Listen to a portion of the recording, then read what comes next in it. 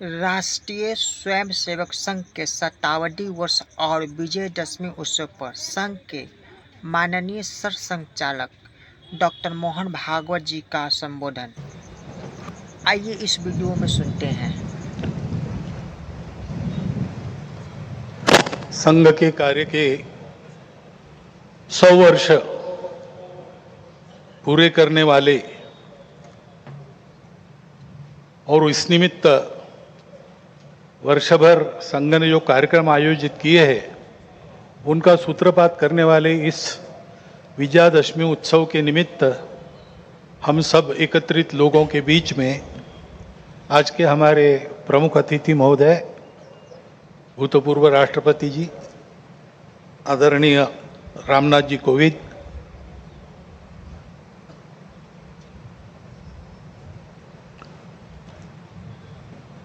विदर्भ प्रांत के माननीय संघ चालक जी, माननीय सहसंघ चालक जी, नागपुर महानगर के संघ चालक जी, उपस्थित अन्य अधिकारी वर्ग, परम श्रद्धेय संत वृंद, आत्मीय स्वयंसेवक बंधु, नागरिक सज्जन एवं माता भगिनी,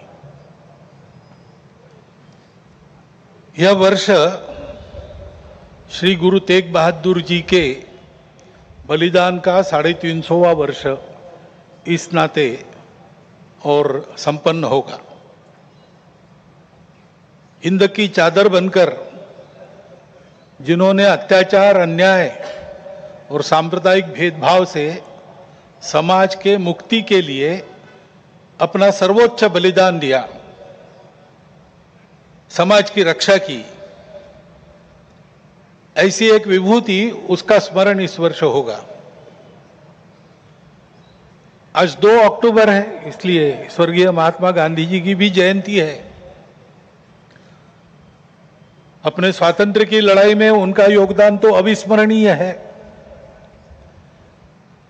परंतु स्वतंत्रता के बाद भारत कैसा हो, भारत का जीवन किस प्रकार के तंत्र से चले, उसके बारे में विचार देने वाले हमारे जो उस समय के दार्शनिक नेता थे, उनमें उनका स्थान अग्रणी है। हिंद स्वराज में उन्होंने वह चित्र का रेखांकन किया है और सादगी, विनम्रता और प्रामाणिकता के प्रतीक, और जिन्होंने देश के लिए अपने प्राण अर्पण किए, ऐसे स्वर्गीय लाल बहादुर शास्त्री जी, उनकी भी आज जयंती है। भक्ति, समर्पण और देश सेवा के ये उत्तुंग उदाहरण व्यक्तिगत और राष्ट्रीय चारित्र कैसा होना चाहिए, इसके आदर्श हमको मार्गदर्शन करते हैं। और आज की परिस्थिति का अगर हम विचार करते हैं तो हमारे ध्यान में आता है कि यह परिस्थिति भी हमसे इसी प्रकार के जीवन की अपेक्षा कर रही है। परिस्थिति एक सी नहीं होती, अनेक रंगों की होती है। तो परिस्थिति में बहुत कुछ अच्छा है, इसलिए बीता कालावधि 1 वर्ष का हमारी आशाएं और विश्वासों को भी दृढ़ करता है और हमारे सामने पुरानी और नई जो चुनौतियां उपस्थित है उनको अधिक स्पष्ट करने वाला भी वही कालावधि है। जैसे प्रयागराज में एक विशाल महाकुंभ हुआ, आधुनिक व्यवस्थापन के सारे कीर्तिमान तोड़कर एक जागतिक विक्रम तो उसने प्रस्थापित किया ही, लेकिन संपूर्ण भारत में श्रद्धा और एकात्मता की एक लहर उसने दौड़ा दी। पिछले साल एक दुर्घटना पहलगाम की भी हुई, हमला हुआ सीमा पार के आतंकियों के द्वारा, 26 भारतीय नागरिकों की उनका धर्म पूछकर हत्या की। लेकिन उसके चलते सारे देश में प्रचंड दुख और क्रोध की लहर पैदा हुई। पूरी तैयारी करके सरकार ने, हमारी सेना ने उसका बहुत पुरजोर उत्तर दिया। सारे प्रकरण में हमारी नेतृत्व की दृढ़ता, हमारी सेना का शौर्य, कौशल्य और समाज की एकता और दृढ़ता का एक उत्तम चित्र प्रस्थापित हुआ। और यह भी वह घटना हमको सिखा गई कि यद्यपि हम सबके प्रति मित्र भाव रखते हैं और रखेंगे, फिर भी अपने सुरक्षा के विषय में हमको अधिकाधिक सजग रहना पड़ेगा, समर्थ बनना पड़ेगा। क्योंकि इस घटना के बाद दुनिया में विभिन्न देशों ने अपनी अपनी जो भूमिका ली, उसमें हमारी ये भी ध्यान में आया कि हमारे मित्र कौन कौन है और कहां तक है। देश के अंदर भी अशांति फैलाने वाले असंवैधानिक उग्रवादी या संविधान विरोधी कहिए उग्रवादी नक्सली आंदोलन पर शासन और प्रशासन की दृढ़ कार्रवाई भी हुई। और उनके अनुभव से उनके विचारधारा का खोखलापन और उनकी क्रूरता का अनुभव होने के कारण समाज भी उनसे मोहभंग होकर विमुख हो गया। लेकिन उनका नियंत्रण तो हो जाएगा, परंतु अब ये उस क्षेत्र में एक बड़ी जो बाधा थी वो दूर होने के बाद उस क्षेत्र में न्याय की स्थापना हो, विकास वहां तक पहुंचे, सद्भावना, संवेदना और सामरस्य वहां स्थापित हो, इसके लिए समाज की भी और शासन प्रशासन की भी योजनाएं चलनी पड़ेगी। क्योंकि इनका अभाव ही ऐसे उग्रवादी ताकतों के पनपने का कारण बनता है। इससे त्रस्त मनुष्य दूसरा कुछ उपाय दिखता नहीं, इसलिए निराश होकर उनको प्रश्रय देता है। ये न हो इसलिए ऐसी योजनाओं की आवश्यकता है। आर्थिक क्षेत्र में भी हम आगे बढ़ रहे हैं। ऐसा जो प्रचलित परिमाण है दुनिया के, उसके आधार पर कहा जा सकता है हमारा देश आर्थिक क्षेत्र में आगे बढ़े, इसलिए आर्थिक जगत के हमारे उद्योगी बंधु, विशेषकर तरुण उद्योजक, इनमें एक मादा भी दिखता है, उत्साह भी दिखता है, इच्छा आकांक्षा भी दिखती है। परंतु ये जो प्रचलित अर्थ प्रणाली है सारी दुनिया में वही है, तो सारी दुनिया के अनुभव में उसके कुछ दोष भी आ रहे हैं। विकास के इस प्रकार के पद्धति से अमीरी और गरीबी का अंतर बढ़ता है। आर्थिक सामर्थ्य कुछ चंद हाथों में एकत्रित होता है। शोषण करने के लिए एक नया सुरक्षित तंत्र इसमें से खड़ा हो सकता है, चिंता नहीं की तो। पर्यावरण के हानि की समस्या खड़ी हो जाती है और मनुष्यों के आपसी व्यवहार में कई प्रकार की व्यापारिक दृष्टि और अमानवीयता की बातें प्रवेश कर जाती है। इन दोषों की बाधा हमें नहीं होनी चाहिए, इसलिए भी कि अभी हाल में अमेरिका ने जो नई टैरिफ नीति अपनाई, उनके अपने हित के लिए अपनाई होगी, लेकिन उसकी मार तो सभी पर पड़ रही है। इसलिए ये सारा परिदृश्य अथवा ये सारी प्रचलित पद्धति उस पर हम निर्भर हो जाए ऐसी नहीं है। विश्व का जीवन परस्पर निर्भरता से ही चलता है। राष्ट्रों में आपस में सब प्रकार के संबंध होने पड़ते हैं। अकेला राष्ट्र अलगाव में, आइसोलेशन में जी नहीं सकता। परंतु ये निर्भरता मजबूरी में ना बदल जाए, क्योंकि वो कब बदलेगी, कैसे बदलेगी, उसका कोई पता नहीं। और इसलिए इस निर्भरता को मानते हुए, विश्व जीवन की एकता को मानते हुए, हमको इसको मजबूरी न बनाते हुए जीना अगर है तो स्वदेशी और स्वावलंबन का कोई परिणाम नहीं, कोई पर्याय नहीं।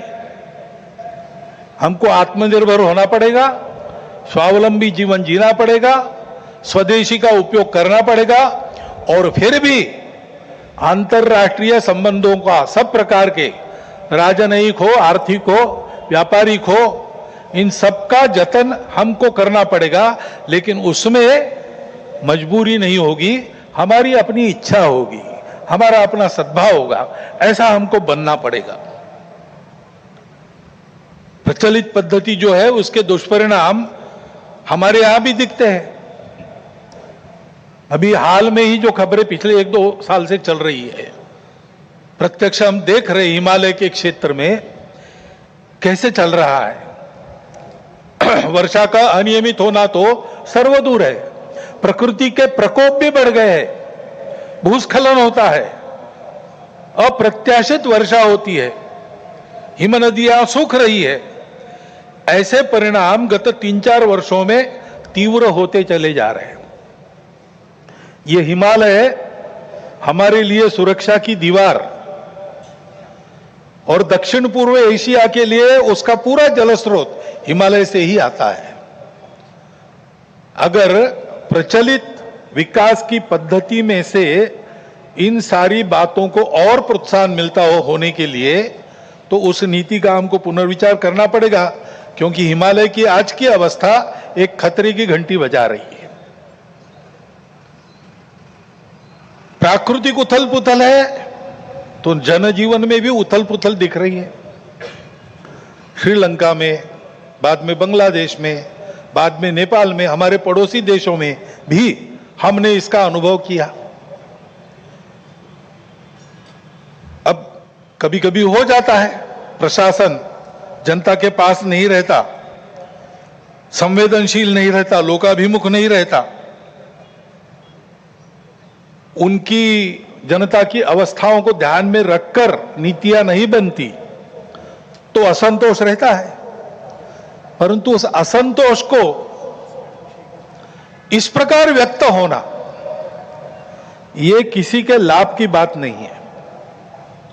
अभी अभी प्रमुख अतिथि महोदय ने कहा, 25 नवंबर के भाषण की याद की, उसमें इस प्रकार के जो आंदोलन है जिसमें इतनी सारी हिंसा और विनाश होता है, डॉक्टर अंबेडकर साहब ने उसको ग्रामर ऑफ अनार्की कहा है।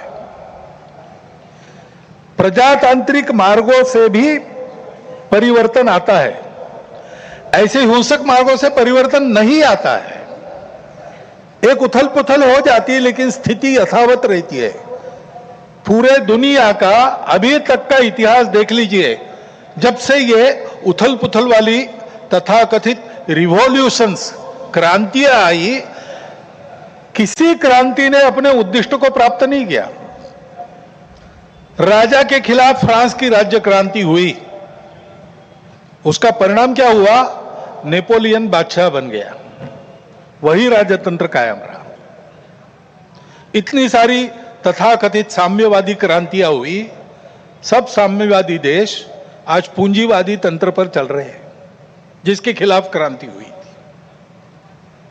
ऐसे हिंसक परिवर्तनों से उद्देश्य नहीं प्राप्त होता है, उल्टा इस अराजकता की स्थिति में देश के बाहर की स्वार्थी ताकतों को अपने खेल खेलने का मौका मिलता है। और इसलिए हमारे पड़ोसी देशों में जो उथल पुथल हो रही, ये हमारे ही देश है, वे हमसे दूर नहीं है। कुछ वर्ष पूर्व भारत ही थे, हमारे अपने हैं। उनमें इस प्रकार की अस्थिरता उत्पन्न होना, ये हमारे लिए, हम केवल उनके पड़ोसी है इसलिए नहीं, वो सब हमारे अपने देश है, इसलिए चिंता का विषय है। हितरक्षण से भी ज्यादा ये जो हमारा आत्मीयता का संबंध है, अपनेपन का संबंध है, उसके चलते ये चिंता होती है। परिस्थितियां ऐसी है, जैसा मैंने कहा, दोनों प्रकार है। सुखदायक रूप बहुत दिखता है, सुख सुविधा बढ़ी, मनुष्य के ज्ञान की, विज्ञान की प्रगति हुई, व्यवस्थाएं आरामदायक बनी, राष्ट्र पास आए, माध्यमों के जरिए भी और आर्थिक लेन देन के जरिए भी। परंतु इस परिवर्तन की, विज्ञान और तकनीकी की गति इतनी ज्यादा है कि मनुष्यों की गति का बदलने की और उसका तालमेल नहीं बैठ रहा है। इसलिए भी मनुष्य जीवन में कई प्रकार की समस्याएं, युद्ध, अन्य छोटे बड़े कलह, ये तो सब चल ही रहे। प्रकृति के उग्र प्रकोप को हम अनुभव कर रहे हैं, लेकिन परिवारों में भी टूटन आ रही है। नागरिक जीवन में बढ़ता हुआ अनाचार, अत्याचार दिखाई देता है। इसके शमन के इसके उपाय चलते हैं, प्रयास हुए हैं, परंतु इसका पूर्ण निदान होने में वो असफल हो गए हैं। और उसके ऊपर अस्वस्थता, कलह, हिंसा को बढ़ाते हुए विश्व में सब प्रकार की परंपरा, मांगल्य, संस्कृति, श्रद्धा, इसका संपूर्ण विनाश ही आगे परिवर्तन लाएगा। ऐसी उल्टी विचारधारा, विपरीत विचारधारा और घातक विचारधारा लेकर चलने वाला एक नया पंथ उदय में आया। बहुत पहले आया, आजकल वो भारत में भी अपने हाथ पैर फैलाने की कोशिश कर रहा है। सभी देशों में उसके कारण जो समाज जीवन की अस्त व्यस्त अवस्था हुई है और एक तरह से अराजकता की ओर सारा समाज बढ़ रहा है, ऐसी संभावना दिखती है।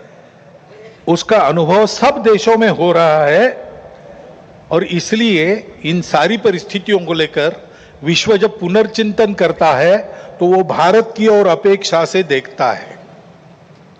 भारत इसका कोई उपाय निकाले, ऐसे विश्व में भी अपेक्षा है। और सौभाग्य से भारत में एक आशा की किरण ये दिखाई देती है कि नई पीढ़ी में देशभक्ति की भावना, अपने संस्कृति के प्रति आस्था और विश्वास का प्रमाण निरंतर बढ़ा है।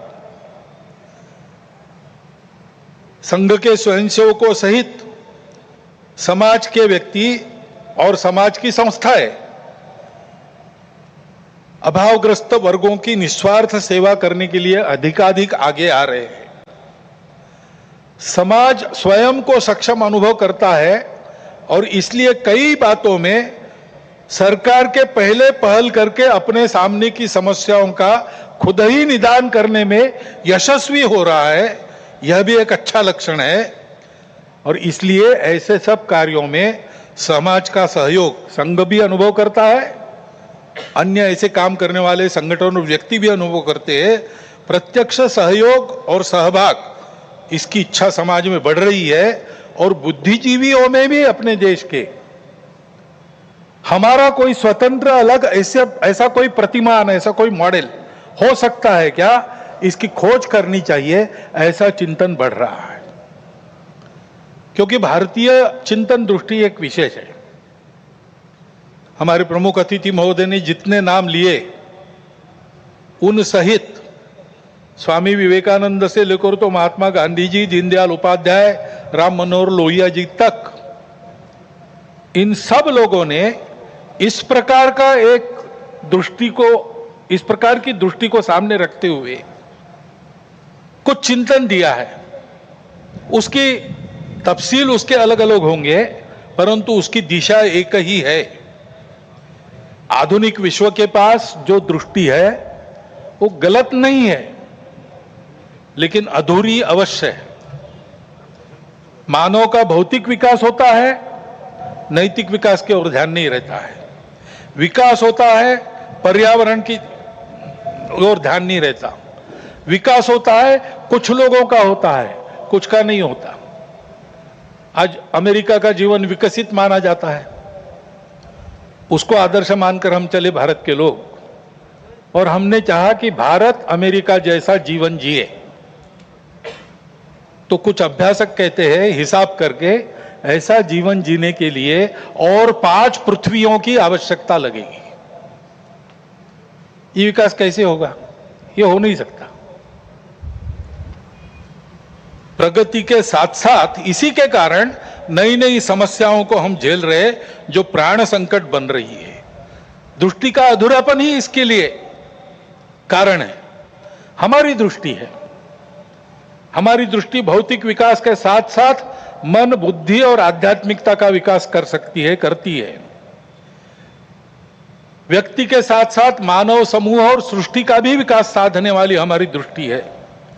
मनुष्य की आवश्यकताओं, इच्छाओं के अनुरूप आर्थिक स्थिति, इच्छा पूर्ति हो सबकी, ऐसी व्यवस्था, उसके साथ साथ ही समूह के प्रति और सृष्टि के प्रति कर्तव्य बुद्धि और अपनेपन का साक्षात्कार व्यक्तियों में जगाने की शक्ति हमारी इस दृष्टि में है। सहस्रों वर्षों तक विश्व में इस दृष्टि के आधार पर हमने एक सुंदर, समृद्ध, शांतिपूर्ण, परस्पर संबंधों को पहचानने वाला और मनुष्य और सृष्टि का, मनुष्य और समूह का सहयोगी जीवन ऐसे प्रस्थापित किया था।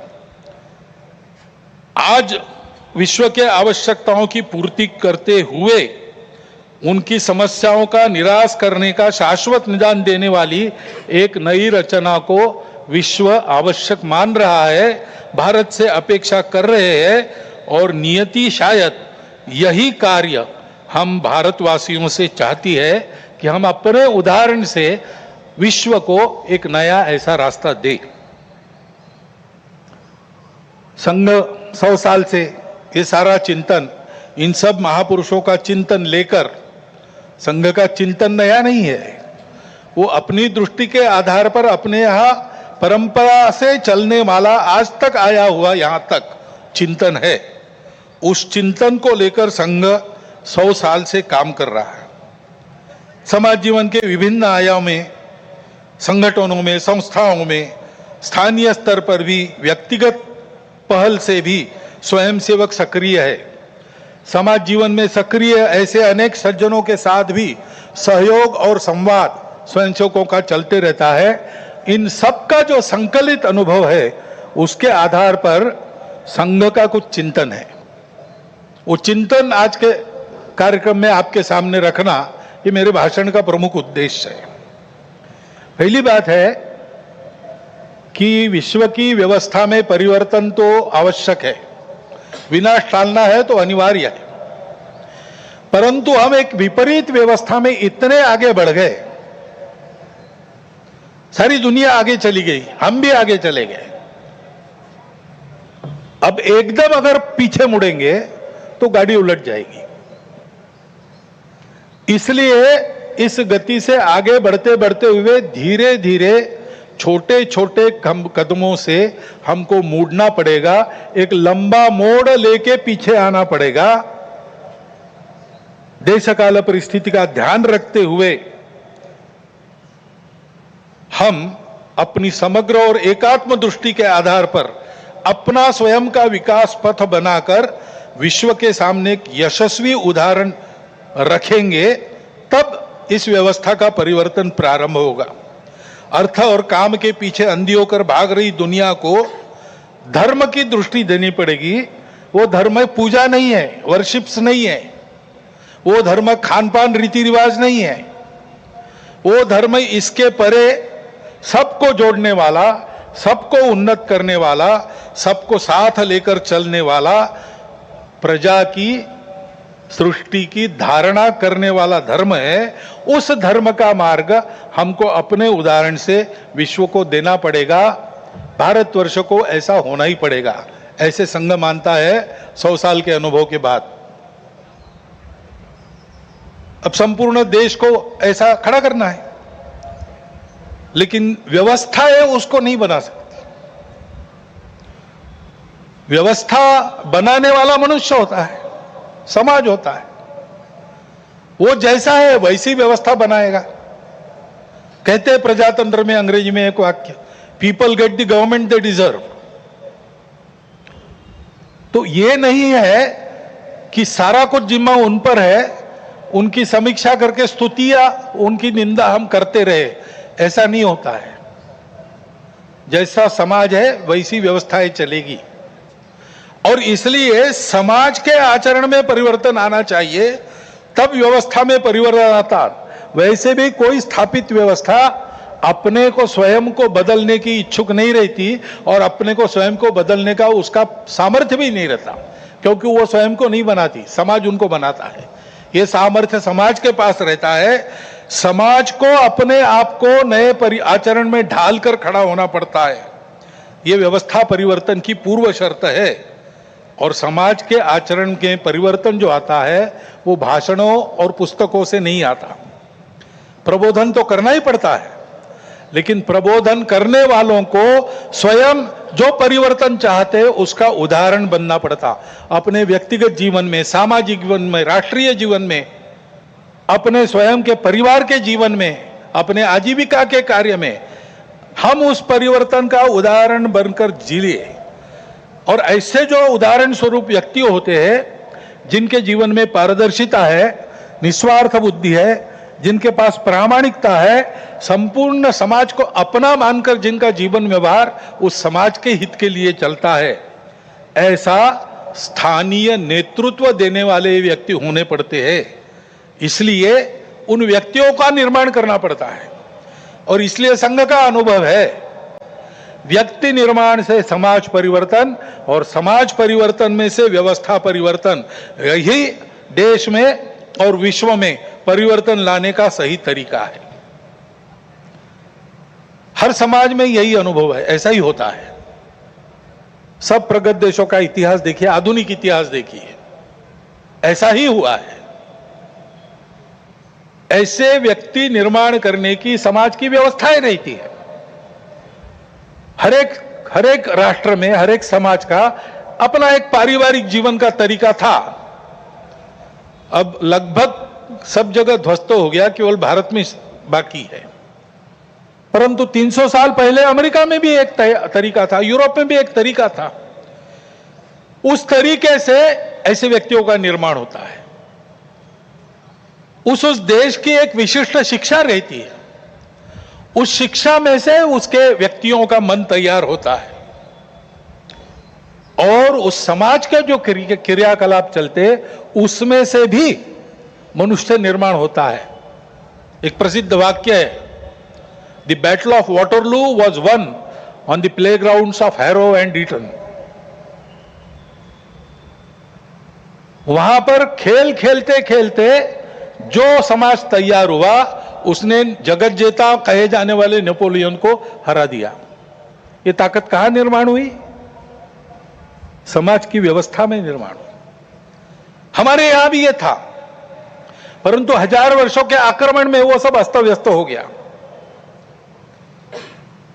और बिना इसके काम नहीं होता, क्योंकि मन बुद्धि से ये सारा विचार मानने के बाद भी रोज के आचरण की आदत बदलनी पड़ती है। आदत बदले बिना परिवर्तन नहीं आता, केवल बातों से नहीं आता, केवल सोचने से या सपने देखने से नहीं आता। जैसा आपको देश चाहिए वैसा आपको होना है, और वैसा आपको होना है तो आपकी अपनी आदत दुरुस्त होनी चाहिए। उसकी व्यवस्थाएं इसमें रहती है, वो हमारे यहां ध्वस्त हो गई। इसलिए राष्ट्रीय स्वयंसेवक संघ का निर्माण हुआ। संघ की शाखा ये आदत बदलने का तरीका है, उसकी व्यवस्था है। 100 वर्षों में इसीलिए सब प्रकार की परिस्थिति आई। संघ को लालच भी दिखा दी, संघ को राजनीति में आने का आमंत्रण भी मिला, लेकिन संघ ने वो सब नहीं किया। संघ केवल एक ही कार्य में लगा रहा। संघ के स्वयंसेवकों ने हर परिस्थिति में शाखा को नित्य चलाया है। स्वयं सेवक आग्रह पूर्वक शाखा में नित्य जाते, 50 साल से आ रहे फिर भी जाते, क्योंकि आदत की बात है। आदत छूटनी नहीं चाहिए, आदत बननी भी चाहिए और छूटनी भी नहीं चाहिए। शाखा के कार्यक्रमों को मन लगाकर करते हुए व्यक्तिगत सद्गुणों की और सामूहिकता की साधना करना और समाज में क्रियाकलापों में सहभागी होते हुए समाज के सद्गुणों का, सामूहिकता का वातावरण निर्माण करना, इसलिए संघ की शाखा है। उसके कार्यक्रमों में से नित्य और मन लगाकर करने से स्वयं सेवकों में व्यक्तित्व का, कर्तृत्व का, नेतृत्व का, समझदारी का, वैचारिक और व्यावहारिक और भक्ति का, राष्ट्र के प्रति, संघ के प्रति भक्ति का निर्माण होता है।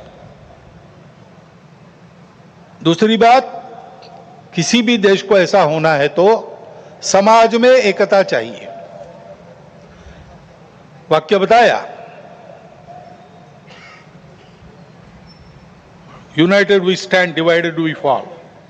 अब्राहम लिंकन का भी एक वाक्य है, a divided house cannot stand. हमारा देश तो विविधताओं का देश है। पंथ, संप्रदाय, भाषाएं, भौगोलिक विविधता, रहन सहन, खान पान, जाति, उपजाति पहले से है। और बीच के काल में आक्रमण हुए, विदेशी भारत में आ गए, विभिन्न कारणों से यहां के लोगों ने भी उनकी विचारधाराओं का, उनके पंथ संप्रदायों का स्वीकार किया। वो विदेशी चले गए, लेकिन अभी भी उनका स्वीकार करके रहने वाले हमारे अपने बंधु देश में है। सौभाग्य से भारत की परंपरा है, वो सब प्रकार की विविधताओं का स्वागत और सम्मान और स्वीकार करती है। यह हमारी परंपरा है। और इसलिए यद्यपि बाहर से विचारधारा आई होगी, हम उनको पराया नहीं मानते, अलगाव से नहीं देखते। हम सबकी विशिष्टताओं को, दुनिया में सभी विशिष्टताओं को मानते हैं, उनको स्वीकार करते हैं, उनको भी हमारी अपनी विशिष्टता है उसके दर्जे का ही मानते हैं, सम्मान देते हैं। वो विशिष्टताएं भेद का कारण नहीं बनती, इसको हम देखना चाहिए। आज अपने देश में इन विविधताओं को भेदों में उभारने की कोशिश चल रही है। ये विविधताएं भेद का कारण नहीं बननी चाहिए। अपनी सब विशिष्टताएं अपने अपनी जगह ठीक भी है, परंतु ये सब होने के बाद भी हम एक बड़े समाज के अंग है। समाज, देश, संस्कृति और राष्ट्र के नाते हम एक ही है, हम अलग नहीं है, हम विविध भी नहीं है। विविधताएं तो भाषा, पंथ, संप्रदाय, खान पान, रीति रिवाज, रहने की जगह इसकी है। और इस एकता के चलते हमारा सबका आपस का व्यवहार सद्भावनापूर्ण और संयमपूर्ण रहना चाहिए। सबकी अपनी अपनी विशिष्टताएं हैं, उनकी श्रद्धाएं हैं, महापुरुष है, पूजा के स्थान है। मन वचन कर्म से आपस में इनकी अवमानना नहीं होनी चाहिए, इसकी चिंता सबने करनी चाहिए। किसी एक ने करने का यह काम नहीं है, उसके प्रबोधन की भी आवश्यकता है। विविधता है और सब लोग साथ में रहते हैं, तो जैसे अनेक बर्तन साथ में रखे तो कहीं ना कहीं आवाज हो ही जाती है। इतने बड़े समाज में इतने सारे लोगों के साथ रहने से कभी कभी कुछ आवाज हो भी सकती है, लेकिन होने पर भी नियम पालन करना, व्यवस्था पालन करना, सद्भावपूर्ण व्यवहार करना, ऐसा स्वभाव बनना चाहिए। छोटी बड़ी बातों पर या केवल मन के संदेह पर कानून हाथ में लेकर रास्तों पर निकल आना, गुंडागर्दी, हिंसा करना, यह प्रवृत्ति ठीक नहीं। मन में प्रतिक्रिया रखकर अथवा किसी समुदाय विशेष को उकसाने के लिए अपना शक्ति प्रदर्शन करना, ऐसी घटनाओं को योजनापूर्वक कराया जाता है।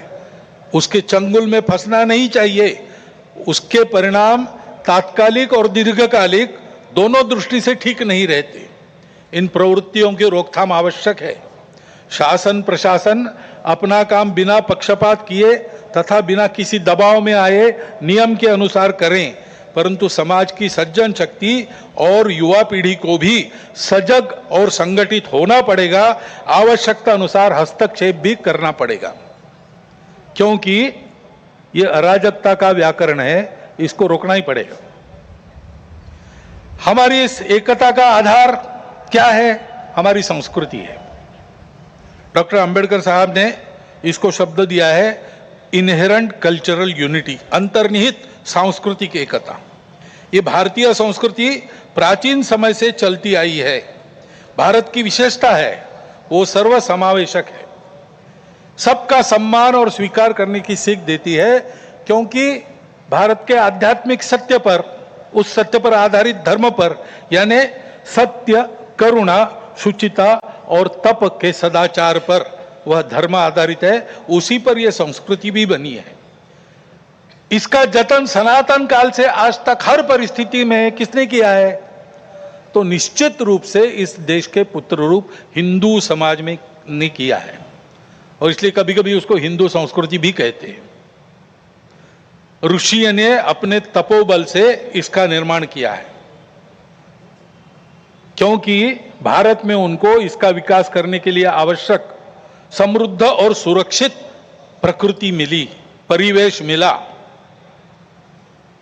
और पीढ़ी दर पीढ़ी इसको सरसाने के लिए, आगे पहुंचाने के लिए, इसकी सुरक्षा के लिए पूर्वजों ने परिश्रम किया है, त्याग किया है, बलिदान दिए।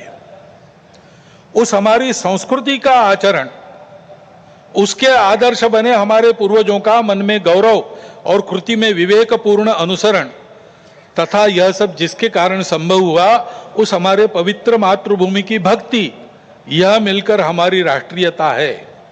विविधताओं के संपूर्ण स्वीकार और सम्मान के साथ हम सबको एक माल में मिलाने वाली यह भारतीय संस्कृति, यह राष्ट्रीयता है। इसको हम हिंदू राष्ट्रीयता कहते हैं। यही हमारे लिए हिंदू राष्ट्रीयता है।